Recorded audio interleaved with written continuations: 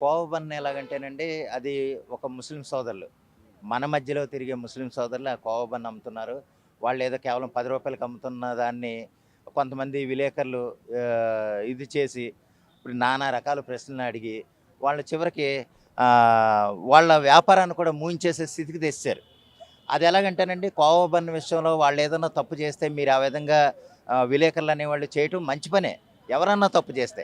కానీ అదే విషయంలో అందరినీ మీరు చేస్తున్నారనేది కూడా మనం తెలుసుకోవాలి. ఇప్పుడు కొన్ని కొన్ని హోటల్లో చూస్తే గనక ఆడు 340, 440 ఏసి నాసిరకం బియ్యంతో వండేసి, నాసిరకం కారాలు, మసాలాలతో వండేసినా మనమేం అంటలే. అన్నీ మూసుకొని పైగా ఇంకో టిప్ ఒక రూ. 50 ఎక్స్‌ట్రా ఏసి మరీ చేస్తున్నాం. అది చాలా తప్పండి. అది అది చాలా తప్పని అంటలేదు. మీరివ్వండి, టిప్ ఇవ్వండి, ఆళ్ళని ఆదరించండి. అదే విషయంలో కోవబన్న ఆయనేం మాట్లాడలేదు గదా! ఆయనేం మాట్లాడలేడు. వాళ్ళెవరో మనం మాట్లాడలేదు. మనం ఏ విధంగాన్ని అడిగినా సరే, ఏ విధంగా అడిగినా ఈళ్ళు సమాధానం చెప్పాలి. మనం ఏదో చాలా గొప్పోళ్ళం అన్న ఉద్దేశంతో వాళ్ళని కించపరచాలని చూస్తే మీరు మీ మీ విధానాలు చిన్న చిన్న వ్యాపారస్తుల మీద కాదండి. వాళ్ళ కుటుంబాలు బ్రతుకుదెరువు కోసం అంటే ఆయనకొక కుటుంబం ఉంటుంది. ముగ్గురు, నలుగురు ఆయన ఫ్యామిలీలో ఉంటారు. వాళ్ళ కుటుంబాన్ని దృష్టిలో పెట్టుకొని మనం చేయాలి. ఆయనే ఆ కోవబన్ని అనుకుని లక్షలు లక్షలు సంపాదించేయరు. కోట్లు కోట్లు సంపాదించే అవకాశం ఏమి ఉండదు. ఆ సాయంత్రానికి 500 అమ్ముతారో లేదా రూ. 1000 అమ్ముతారో అమ్ముతారు. దాన్ని మనం తీసుకొని ఆయన కుటుంబం నిమిత్తం, ఆయన కుటుంబ పోషణ నిమిత్తం ఆయన వ్యాపారం చేసుకుంటున్నారని చూసుకోవాలి గానీ, ఆయనేదో తప్పు చేసి మనల్ని చంపేయడానికో, లేపోతే మన మీద ఏదో పగ తీర్చుకోవడానికో ఆయన వ్యాపారం చేస్తున్నాడని అనుకుని, మన తింగరతనాన్ని అలా బయట పెట్టుకోకూడదండి. నిజంగా అదే విధంగా మీరు చేయాలనుకుంటే చాలా ఉన్నాయి. మీరు కనీసం హోటల్ అనే కాదు, ఒక చోట మనం ఏదైనా ఒక వస్తువు కొంటాం. వస్తువు కొన్నప్పుడు కూడా మీరు అలాగే అడగగలరా? అడగలేరు. ఏదో లోకుగా దొరికాడు, ఒక అమాయకుడిగా దొరికాడని అతని మీద మీ జులుం ప్రదర్శించేదానికంటే, మీరు అడగాల్సిన వాళ్ళు చాలా ఉన్నారండి. ఇప్పుడు కొంతమంది నాయకులే ఉన్నారు. లక్షల కోట్లు దోసేసినోళ్ళున్నారు. లేపోతే ఇప్పుడు చేస్తానని చేయనోళ్ళున్నారు. ఆళ్ళ మీద ఏమన్నా మీరు అడగగలరా? అడగలేరు. లోకుగా ఉన్నవాళ్ళ మీద మీ ప్రతాపం కాదండి. జర్నలిస్టులకి చాలా వాల్యూ ఉంది, గౌరవం ఉంది, మర్యాద ఉంది. ఆ మర్యాదని అన్ని విషయాల్లోనూ, అన్ని విషయాల్లోనూ మీ మర్యాదను కాపాడుకునే విధంగా మీ ప్రశ్నలుండాలి, మీ ప్రవర్తనుండాలి. అతను వ్యాపారం మూసేస్తే మీకేమొచ్చిందండి? వ్యాపారం మూసేసాడు. ఇక్కడే మన ఈ పార్క్ దగ్గరే ఒకాయన కోవా బన్ అమ్మేవారండి. మనం చూసేవాళ్ళం. చివరికి ఆయనేంటి ఆ వ్యాపారం మూసుకునే కాడికొచ్చేసారు. అంటే ఎవరన్నా ఆక్షేపిస్తారేమో, ఏదన్నా తప్పుగా అనుకుంటారేమో, లేదా ఎవరన్నా కొట్టడానికొచ్చి అయన్నీ బండ్లన్నీ పడగొట్టేసి విసిరేస్తారేమో అని. అలాగే ఎవరన్నా అమ్మేవాళ్ళుంటే నేను స్వయంగా ఎళ్తానండి. స్వయంగా ఎళ్తాను, ఆ కోవా బన్ తింటాను. దీనికి హామీగా మన ఆంధ్రప్రదేశ్‌లోని పవన్ కళ్యాణ్ గారు హామీ ఇవ్వటం అది పక్కనెట్టండి. నెక్స్ట్ నాగబాబు గారు. నాగబాబు గారు ఆయన్ని కలిసి, వలీ గారిని కలిసి ఆయనకు భరోసా ఇచ్చి, ఆయనకు కొంత ఆర్థిక సహాయం చేసి, ఆహ్, ఆ బన్ను తిని, ఆ బన్ను తిని ఇదేం కాదండి, ఈళ్ళేం కలపరు అనేసి అనంటం. నెక్స్ట్ అలాగే లోకేష్ గారు కూడా. లోకేష్ గారు కూడా ట్వీట్ చేశారు ప్రత్యేకంగా. "డియర్ వలి, నువ్వేం బాధపడకు. నేనున్నాను. మిగిలిన వాళ్ళతో కలిపి వచ్చి ఆ బన్ను తింటాను. నువ్వు అధైర్యపడకు" అనేసి ఆయనకి కొంత నమ్మకంగా చెప్పారు. ఇక్కడ హీరో మళ్ళీ తిరిగి ఆ వలి గారు అయ్యాడు తప్ప ఈళ్ళు కాదు. ఆళ్ళు జర్నలిస్టులు అలాగ అడిగినోళ్ళు నేను జర్నలిస్ట్‌ని కూడా తప్పు పట్టట్లేదండి. బాలాజీ గౌడా.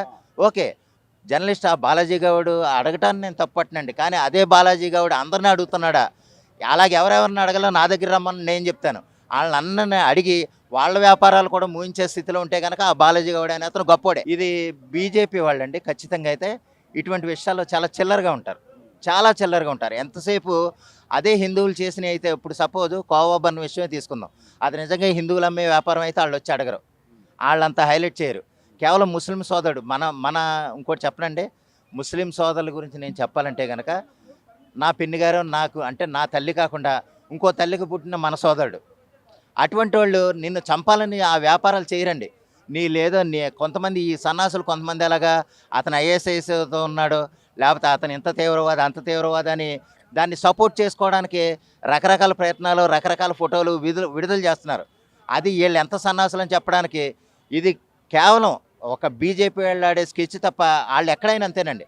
అంటే ముస్లింలు అనేటప్పటికి ఆళ్ళు విపరీతంగా రెచ్చిపోయి హిందూ, ముస్లిం మధ్య విభేదాలు సృష్టించి, అన్నదమ్ములుగా ఉండే వాళ్ళ మధ్య చిచ్చు పెట్టడం తప్ప వాళ్ళు చేయగలిగింది ఏమీ లేదు. ఆ ఎదవలను తిప్పికొట్టడానికి ఎంతమందో రెడీగా ఉన్నారు. ఆళ్ళేదో బతుకుదెరువు కోసం చేస్తూ ఉంటే ఆళ్ళంత చేసి కక్కుర్తి పడాల్సిన అవసరం లేదండి. ఒకవేళ నేనంటున్నాను గదా! ఆధార్ కార్డ్ దేనికండి? అందరూ తీసుకెళ్తున్నారా? ఇప్పుడు సపోజ్ మీకు కరాచీ స్వీట్స్ ఉంది. లేకపోతే పుల్లారెడ్డి స్వీట్స్ ఉంది. ఆ పుల్లారెడ్డి స్వీట్స్‌ని కూడా ఒకసారి పరిశీలించమనండి. ఆళ్ళు ఏ రోజుకి ఆ రోజు తయారు చేసినవి వస్తున్నాయా? కదా! అక్కడ కూడా మనం పట్టుకోవాలంటే ప్రతి విషయంలోనూ తప్పు ఉంటది. పుల్లారెడ్డి స్వీట్స్ పట్టుకోండి. అక్కడున్న ఆ షాప్‌లో ఉన్న స్వీట్స్ పట్టుకుంటే ఎన్ని తేడాలుంటాయో మనకే తెలుస్తది. దాన్ని ఏదైనానండి, ఏదైనా సరే ప్రియా చౌదరి అది ఎవరైనా కానివ్వండి. ఆ విధంగా వ్యవహరించడం అది కరెక్ట్ కాదు. మీరు ఒక సామాన్యుడండి. అతనేం అపర కోటీశ్వరుడు కాదు 'ఒలే' అనే అతను. అపర కోటీశ్వరుడు కాదు. అతనేదో రోడ్డు పక్కన చిన్న బడ్డీ పెట్టుకొని, లేకపోతే చిన్న స్టూల్ పెట్టుకొని, ఆయన వ్యాపారం ఆయన చేసుకుంటున్నాడు. ఆయన కుటుంబాన్ని పోషించడం కోసం. అతనేం మిమ్మల్ని చంపేయడానికంటే డైరెక్ట్‌గా పొడిసేయొచ్చు. ముగ్గురు నలుగురిని ఒక కత్తి తెచ్చి ఎదురుగా నేనున్నాను. నన్ను పొడిసేయొచ్చు, అందరిని పొడిసేయొచ్చు. అది ఇంకా మంచి పని కదా! ఆయన నిజంగా చంపేయాలనుకుంటే. ఎవరినో అందులో మగతనాన్ని తీసేసేలాగా, లేపోతే అతనిలో ఏదో పిల్లలు పుట్టకుండా చేసేలాగా, అందులో కలిపేసేంత సీన్ అయితే ఉండదండి. ఇప్పుడు ఒక బన్నం రూ. 1కొస్తది. లేదా అందులో కోవా పెట్టేది ఒక రూ. 3, 4 ఉంటది. దానివల్ల రూ. 10కి అమ్మితే ఆయన వ్యాపారం ఆయన సాగుద్ది. అందరికీ అందించాలన్న ఉద్దేశంతో ఎంతమంది తింటారో మనం చూసాం. ఎంతమంది తింటున్నారో ప్రతి సెంటర్‌లోనూ తినటం చూసాం. అటువంటిది ఆళ్ళ వ్యాపారం మూయించే స్థితికొచ్చినప్పుడు ఆళ్ళు బయటికి రావాలంటేనే భయపడుతున్నారండి. ఎంతోమంది హామీలిచ్చారు. కానీ ఏంటంటే ఈ చెత్తనా కొడుకులు కొంతమంది ఆళ్ళని సపోర్ట్ చేసే నాయకులు ఎవరన్నా వచ్చి అదేమన్నా పడగొట్టేసి, పగలగొట్టేసి, విసిరేసి వాళ్ళ వ్యాపారాన్ని ఏమన్నా ధ్వంసం చేస్తారన్న ఉద్దేశంతో భయపడుతున్నారు కానీ, లేపోతే ఎవరికో భయపడి కాదు. వాళ్ళేమో జనాలను చంపడం కోసం అంత దిగజారిన స్థితిలో ఉండరండి. అలాగనుకుంటే ప్రతి ఒక్కళ్ళు అలా చేస్తున్నట్టే లెక్క. ముస్లింలే గాదు. హిందువులు చేసే వ్యాపారాలు కూడా ముస్లింని చంపడం కోసం చేస్తున్నట్టే లెక్క. అవునా కదా! అది తప్పండి. వాళ్ళ కుటుంబాన్ని పోషించుకుంటారండి. వాళ్ళని బతకనిద్దాం. ఆళ్ళ అన్నదమ్ములు అలాగా గౌరవించుకుంటేనే మనల్ని గౌరవిస్తారు. ఇప్పుడు లేకపోతే మొన్న ఒకసారి నేను చూశానండి కూకట్పల్లిలోనే అయ్యప్ప స్వాములు పడి పూజ చేసుకుంటున్నారు. పడి పూజ చేసే ముస్లిం సోదరులే దానికి భిక్ష ఏర్పాటు చేశారు. నిజంగా హిందూ మతానికి ఎంత ఔదార్యం లేదా ముస్లింలకి ఎంత ఔదార్యం లేకపోతే ఒక హిందూ భజనకి ముస్లింలు భిక్ష ఏర్పాటు చేస్తారండి. అదే సమయంలో అన్నా కలిపేసి ఆళ్ళని చంపేయడానికి చూడొచ్చు కదా! అది అలా చేయరండి. అంత తింగర మనసు, తింగర ఆలోచనలు ఎవరో గాని ఉండరు.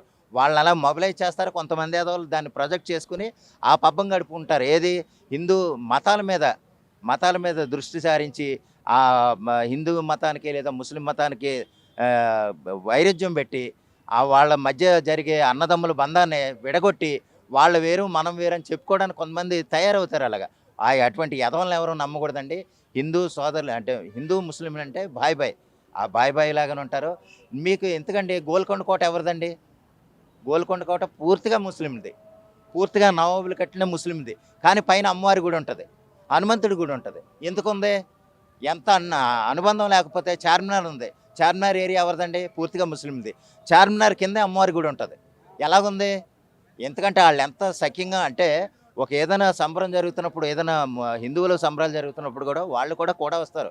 అది ఏ దేవుడైనా గొప్పే అనుకుంటారు. అలాగే మనం బాయ్ బాయ్ అనుకుంటేనే గౌరవం. హిందూ, ముస్లింలు బాయ్ బాయ్ అనుకుంటేనే గౌరవం. దాన్ని మనం వేరే విధంగా ఎవరో అంటే ఇది కొంతమంది కొన్ని పార్టీ వచ్చాక అది మాత్రం ఎక్కువైపోతుంది.